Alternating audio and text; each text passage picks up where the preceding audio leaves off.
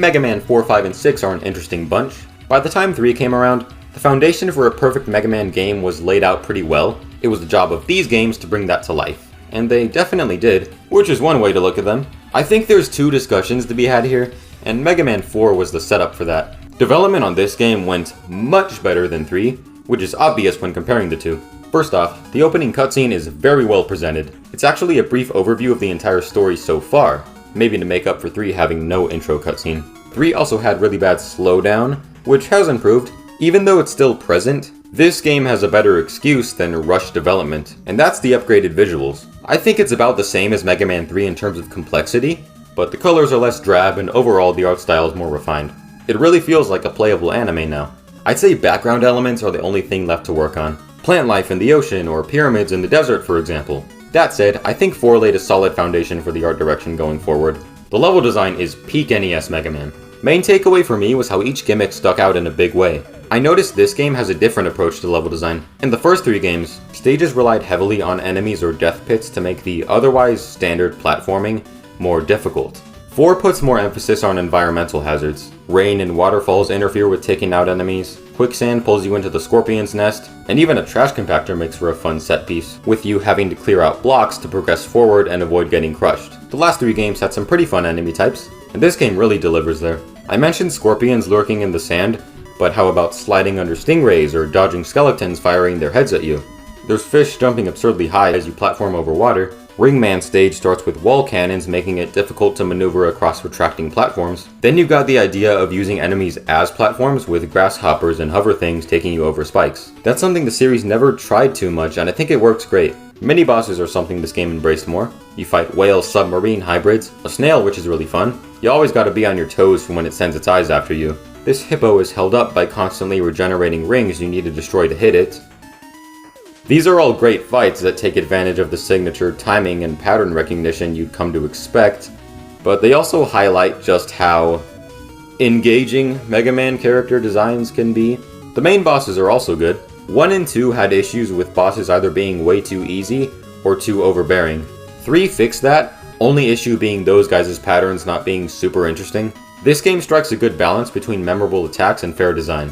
Pharaoh Man and Dive Man are my favorites. They move around quite a bit while firing decent projectiles, so it's another classic test of timing and accuracy. Dustman and Brightman hinder your movement, and feel like more polished versions of Airman and Flashman respectively. Toadman is one I'll defend a bit. He's a meme, but I do think the concept of constantly being on your toes trying to stop a boss from unleashing a devastating attack is a nice one. It just feels like the devs forgot to program his fight, and there were only 4 minutes until release day, resulting in this. At least his design is pretty good, which goes for most of the bosses. Pharaoh Man is my favorite since he's just a robo-pharaoh and that's cool. Character designs in this game are more light-hearted than 3. That game had a lot of sharp edges going on. 3 is Digimon, 4 is Pokemon, as I'd describe it. I do prefer the darker aesthetics of 3, but 4 nails its art style as I said. Hidden roots are another innovation here. Dive Man stage has a pit lined with spikes that upon navigating will grant you the new wire adapter. Pharaoh Man has the balloon adapter, hidden across a pit. Of course you can find more traditional items like E-tanks and 1-ups, but they're hidden more thoughtfully now. As for the wire and balloon adapters, they're new tools designed to spice up the stage traversal. The wire is a grapple hook because every good game needs a grapple hook, and the balloon offers instant platforms. These are really boring. The rush tools are back and do these items' jobs just fine. Rush also just feels cooler. Mega Man's Robo-Dog has in fact returned, and is much more balanced. The jet has seen the most improvement. You can't fly around freely and break stages anymore. Instead you fly forward and can shift up and down at a moderate pace. This makes the jet more satisfying since you need to know the best times to use it. There wasn't anything wrong with the coil, so it stayed the same, as well as the marine. That one's main issue in 3 was that there wasn't much opportunity to use it. This game technically handles that better with the full water level, but overall I don't think the marine is a worthwhile tool and I can see why it was dropped after this. Speaking of equipment, the weapons are pretty good. The Rain Flush is my favorite because screen nukes are always awesome. The Pharaoh Shot is another attempt at balancing the Metal Blade. It can shoot in 6 directions and be charged up, but of course that'll use up its energy rather quickly. Speaking of Mega Man 2 clones, the Flash Stopper is like the Time Stopper, only it can be used in short bursts rather than all at once, making it more methodical. The Skull Barrier is the obligatory force field, pretty lazy but it does what it needs to do. The other weapons could be nice, but the new Charge Shot really devalues them. Holding and releasing the fire button will unleash the ultimate lemon, which does more damage to enemies. The X and Zero series would go on to evolve the charged shot into a bunch of cool things, like multiple phases or making charged weapon variants a standard. So in the long run, this helped the Mega Man series more than not, but in the vacuum of this game, it makes the Dive Missile and Dust Crusher less valuable. Now, another way I see this is getting skilled enough with the level design and enemies to the point where the charged shot is all you need, which in a way is satisfying. I could go back and forth on this, I guess. So, we've got the most consistent level design, set pieces, enemies, and weapons the NES games had up to this point. This is all peak stuff, I will say. But this is also where the problem with Mega Man 4, 5, and 6 comes in. I simply don't think there was anything else to do with the classic series on this hardware. The fundamentals of classic Mega Man are weapons that complement level designs and enemies in a way that encourages experimenting with your stage order. You could, I don't know, give a dash and a Z-Saber to this guy, but that has the risk of overloading mechanics and straying from what makes classic Mega Man special. Big new features like that would thrive best in spin-offs, where the formula could truly evolve. Oh yeah, I mentioned the hardware, did I? None of that was going to happen on the NES. Mega Man 6 looks great, but let's be real, that was the limit. I'll touch on this more later. Right now we gotta go after Dr. Kazak. Wait, what? Dr. Wily was allegedly killed in Mega Man 3. Since then, another brilliant scientist who's tired of being overlooked sends his robots to conquer the world.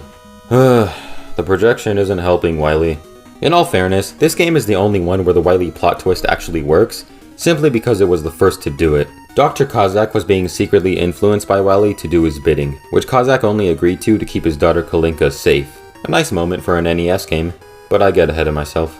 Now would be a fitting time to mention this game has a Russian thing going on because, well, there's really no hiding it anymore. It's not totally set in Russia though.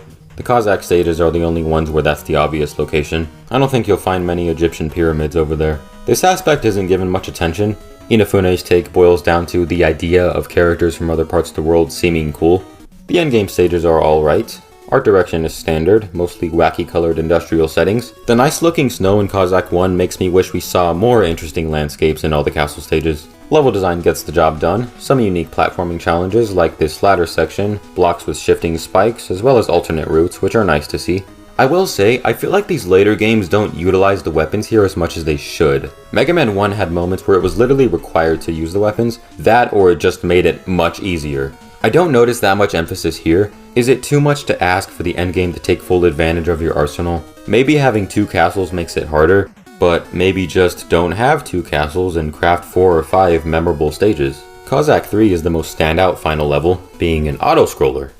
So that's what the series was missing. Now, to give credit where credit is due, the level design isn't horrible. The cannons are placed in interesting ways, making it a race against the screen to take them out, and the rolly electric things spice it up nicely.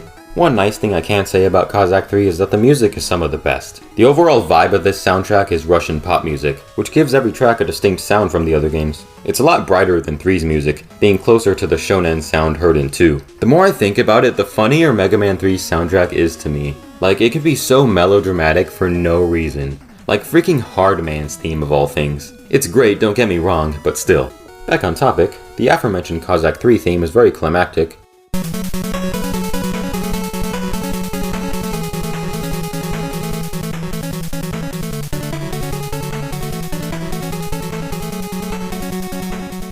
Skullman has a punk feel.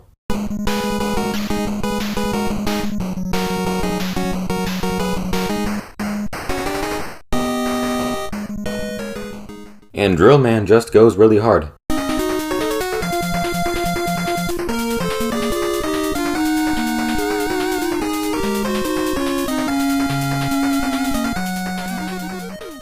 Well, would you look at that? They got Mothra in this game. Yeah, the bosses are pretty good. Square Machine has fun timing involved. It's kinda weird though, sometimes I can breeze through it, and others I'm constantly getting smacked around. These bug guys are fun to time the shots around, and so is this thing. Researching the enemy names makes me notice I'm not entirely sure if people use these ridiculous names, or if they're like me and just say, oh, I like the ones with the shield face and the Saturn ones. As for the final boss, Wily Machine 4 is a war of attrition, but after we get the introduction of the Wily Capsule, something that will end up in about every mainline classic series game from here on out. In this one, Wily will appear at random parts of the room, and you have around a 3-second window to attack him. Wily escapes once again, the castle explodes, and Mega Man gets away just in time. the general routine. Mega Man 4 is a great game, nothing else to add really. This is where the classic series peaked on NES. All that could really be done was maintain that momentum, but is that really worth doing, especially with the Super Nintendo already out? I guess Capcom felt that way. The NES was still a very popular system despite the SNES. And thus, Mega Man 5 came to be, and it's certainly something. The level design is weird because it takes plenty of solid ideas and dumbs them down. Flipping gravity throughout a stage is surprisingly mundane thanks to very basic platforming. On that note, zero gravity would be a lot more fun if enemies didn't have such simple patterns, although the spike section here is well designed. It's really not all bad. Gyro Man handles the falling platforms well. Napalm Man sends you through a cave in the jungle. This might be my favorite level in the game. There's nothing super unique about it outside of, but it's just good run and gun action with waterfalls and helicopter enemies to spice it up. I'm not asking for something crazy in every stage, just fun design that makes me want to play again. Ultimately, the lighter difficulty of this game is something I don't like, but am willing to look past, partly because there is a bigger issue here. Inafune said by the time Mega Man 4 dropped, everything that could have been done with the classic series had been done. The best way to describe how I feel about this game is that I'm totally willing to play it, I would just prefer not to. Games I enjoy most are Supreme Edge Boy bullet dashing. Games I enjoy most are ones that excite me, whether that be through fast-paced platforming and combat, deep customization and playstyle experimentation, those sort of things. Notice the games on screen don't really change much from entry to entry. I realize now why I have a problem with Mega Man 5 doing this, and not the millionth 16-bit Sonic fan game, Call of Duty 92, Final Fantasy whatever, or even Mega Man X5. All of those games are just more fun than classic Mega Man. The classic series formula started with the first game, and peaked with 4. After that, because this series of Mega Man is so consistent and simple, the following games have to be really, really good, or I just don't care that much. That might have sounded harsh, so I want to be clear, this isn't a bad game. It's got Beat the Bird after all. This game encourages exploration for more than just standard pickups. In the main 8 stages, you may come across letters. I think these are hidden in fun ways, like trying to grab this one before the platform drops too far, this one behind a wall, or jumping for one on a jet ski. I'll be honest, Wave Man stage is one of my favorites. A lot of people complain about this level being unfair. To each their own, because I had so much fun with this. Same with the crystal dodging. It's random, sure, but I just jump right after a crystal falls, and I've never gotten hit that way. The stage is also gorgeous. It's like a more visually complex version of Flashman's Cave, Stone Man being that way for Hard Man. The backgrounds have seen a big improvement from 4. Mountains tower over in the distance, dark jungles under a sunset, cities. This is what I like to see. If nothing else, they really push the boundaries visually. Back to those letters, collecting them all will unlock Beat the Bird. He's a bird, and he helps you attack enemies. What more could you ask for? He's not super useful for main bosses, because these guys have similar issues to the levels. Their patterns are pretty slow and simple, made even easier thanks to the revamped charge shot. I thought this devalued the weapons in 4 to a degree, but this game has it much worse because not only are these weapons not that great, some say the Power Stone still rings in their ears at night, but the charge shot has been buffed a lot. It just decimates anything it touches, making this game even easier. But hey, at least we can finally play as bad box art Mega Man. It's like there's one positive for each negative. The super arrow is awesome. It sends you flying forward at a rapid pace and sticks to walls. It's a lot of fun to experiment with. But the burning question is, why does Proto Man have a castle? This game kind of repeats what we saw in 4, with a mysterious guy taking Wily's place. This time it's our old buddy Proto Man. I read either a post or a comment on r/Mega Man one time, which said the plots of Mega Man 4 and 5 should have been swapped. By the end of 3, we still don't know much about Proto Man, just that he's Rock's brother. So what if in 4, after Wily's death, he attacks all of a sudden? Why is he doing this? Does he still want to test Rock's strength? Is he just a bad guy now? This being the plot of 5 dampens the mystery because at the end of 4, we saw Wily escape. So he's probably influencing Proto Man since that's what he just did to Kozak. The castle stages are more of the same from 4. A lot of fun sections like the conveyor belts or trash compactor making a return. The highlight is definitely the snake blocks taking you through enemies and obstacles in the night sky. Yet again, there's 2 castles, which still feels overboard, especially since I don't find any of these levels super memorable. Well designed and challenging enough, but not stand out, 2 castles feels more like a Mega Man 4 plot decision that just became a staple for the next 2 games. At least the music is catchy here. The castle stages have the most energetic tracks in the game. 5's OST is very laid back and atmospheric. I think it's composed well, but I do prefer the sound of the other games. Still some solid tracks here though.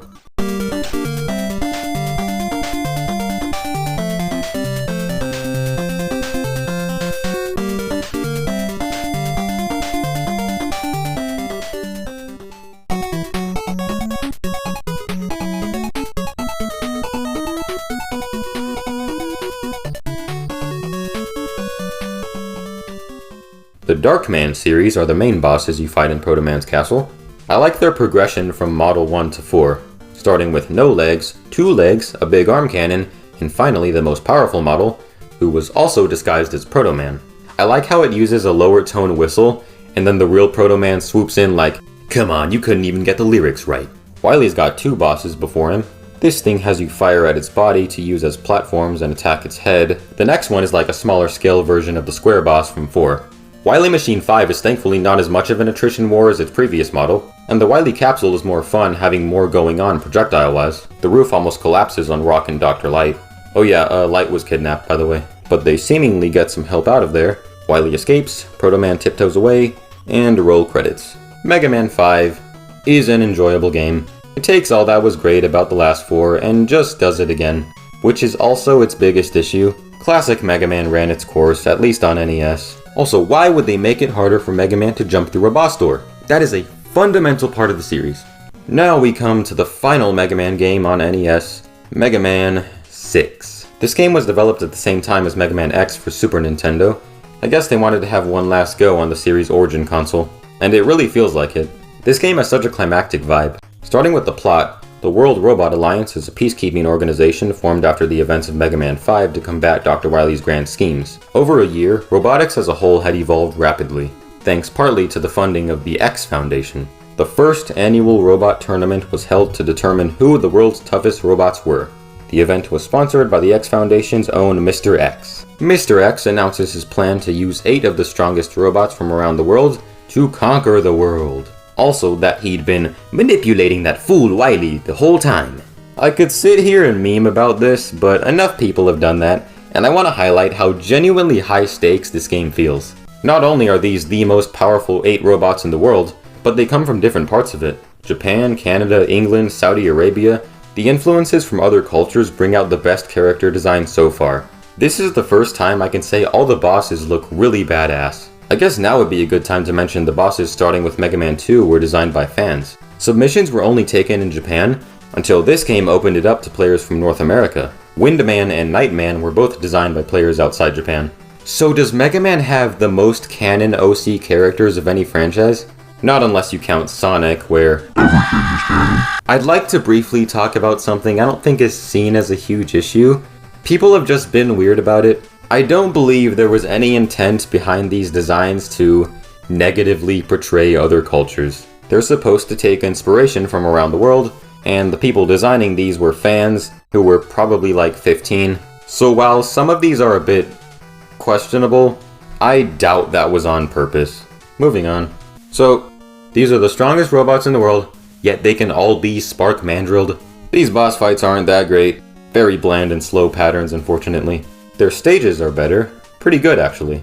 A lot of fun gimmicks like platforming in the trees, bouncing around, lighter fluid on the floors, fans, and a whole lot of stuff we've kinda seen before. Enemies as platforms, ice physics, crushers, water physics, conveyor belts. I feel bad for this game because it's good, but the lap has just been run. Mega Man had to evolve, which it did, and that just makes me want to play that game instead because it's more fun and interesting. This game does make an effort against the odds though. The rush adapters are new tools, brought to you by the same RoboDog. The power adapter allows for devastating shots, and the jet lets you fly through the air. These are just a lot of fun. The jet adapter is of course my favorite. It's just a lot more versatile and the stages feel better designed around it. The power adapter is pretty slow and doesn't have much range. Also, the flame blast is basically the same thing, but it doesn't hinder your movement. Despite all that, I'd be lying if I said Mecha Man didn't feel cool to mess around with. Also, it can blow up walls, so that's a plus if nothing else. The music sells the climactic atmosphere perfectly. Its melancholic sound and strong build-ups make it fit for the greatest battle ever. It kinda reminds me of 3's soundtrack. Both games had this kinda world's ending vibe going on.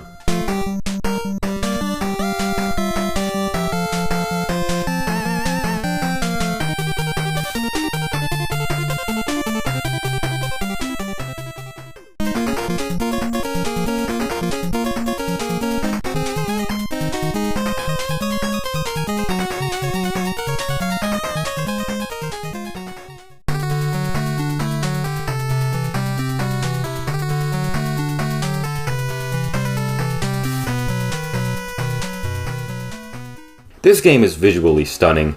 New locations like the evening shaded temple, Greek-looking architecture in the ocean, and a castle laboratory look spot on, with colors and backgrounds that pop really well. Even familiar locations like ice landscapes have seen a vast improvement to the detail. And you have to mention the sunset, come on now. Just a beautiful game through and through. So much effort went into the visual presentation. Bosses now have all their stats displayed when you select them, and the weapon get screen is the most complex yet. I can tell this game was made with genuine passion from the devs. Even if Capcom shareholders had other goals or something, that passion shines through in all 6 of these games, even with the issues I have. But now we're getting into conclusion territory, and we still gotta go after Mr. X. The endgame stages are more of the same, fun challenges like seesaw-type platforms, bird eggs coming out from platforms, and these levels do a good job of incorporating both rush adapters whenever they can. Still too many levels, but they're well designed. The bosses here were actually whatever, which is a bit surprising. I just didn't find them as interesting as 4 or 5. I think this one's pretty funny though. Mr. X's scheme for world domination has failed. And surprise, he's actually Dr. Wily. The Proto Man thing I can forgive everyone for, even though Wily escaped, like, maybe he was just laying low for that game and Proto Man really was evil. But this? Come on, how did nobody recognize him? I like the look of the boss rush level. It's really eerie and simplistic, bringing me back to the first 2 games.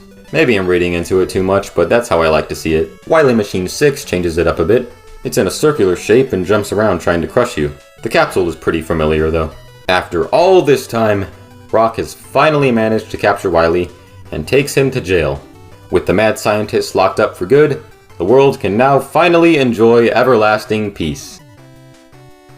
So, Mega Man 6 is a good game. It's pretty ambitious and is a climactic way to end off the NES saga, which needed to happen. Mega Man 4, 5, and 6 are a core design improvement over the first 3. Classic Mega Man has a winning formula, but as a product of its time, it was going to get old after milking it this dry. The formula absolutely had room for expansion, but that wasn't going to happen sticking with classic Mega Man, and certainly not on the NES. Although I'm excited to cover it, we haven't quite reached the X series yet. I'm gonna look at a few more classic series games before that. Until then, thanks for sticking around until the end. It really means a lot, and I hope to see you next time.